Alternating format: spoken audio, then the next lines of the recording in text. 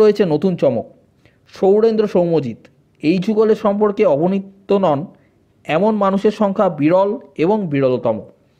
তাঁরা যত্ন সহকারে এই চলচ্চিত্রের সঙ্গীত এবং আবহ সঙ্গীতের দায়িত্ব পালন করেছেন।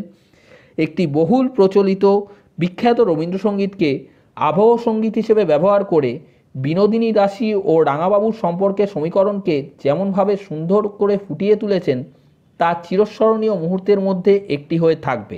রেখা ভরদ্বাজকে দিয়ে বাংলা ভাটিয়ালি গান প্রায় নির্ভুল উচ্চারণ এবং গানের মেজাজ বজায় রেখে গামানোটাও কৃতিত্বের দাবি রাখে।